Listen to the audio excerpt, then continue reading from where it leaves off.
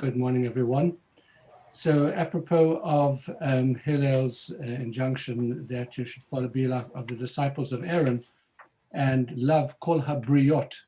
Briot means creatures, as I mentioned yesterday, creatures who have no other virtues other than the fact that they happen to be human beings. Rav Kook, who himself, by the way, was a Kohen and who lived in the pre-state mandate of British, during the time of the British Mandate, as the first chief rabbi of Israel.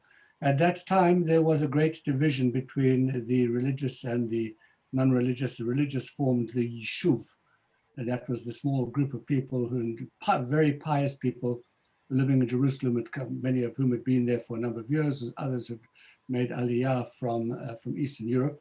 And the vast majority of the Jews who were flooding in were Zionists who were busy replacing Judaism with nationalism. And they were very secular, they had no interest in Judaism whatsoever. And so it was most unusual for there to be any connection between these two groups. And if you were a religious person, you paid absolutely no attention to somebody who was not religious. The whole concept of kiruv, of drawing close, of engaging, etc., simply didn't exist in the world at that time. That's a phenomenon which comes pretty much only after 1967, as it happens. But Rav Kook went out of his way to befriend people who weren't religious, and others were very surprised at that. And on one occasion, he was asked by a religious Jew, "Why do you befriend people who don't observe the Torah? I mean, they're such lowly human beings." He said, "You don't want to have any contact with them. They are deniers of God's law. You should stay far away from them." And Rav Kook responded and said, "I'd rather be guilty of ahavat chinam than ahavat sinam." He said, "I'd rather be guilty of undeserved love rather than to be guilty of undeserved hatred." And you can love a person for no reason. You can also hate a person for no reason. And that kind of hatred is what brought about the destruction of the Second Temple.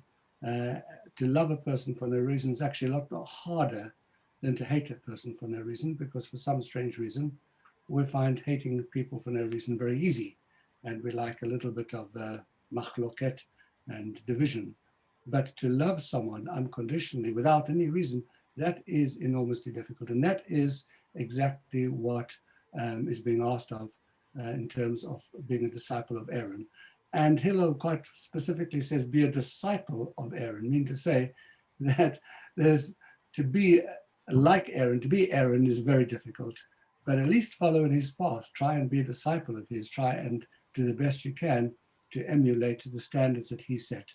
And tomorrow we'll get some glimpse of the way in which he set that very high standard.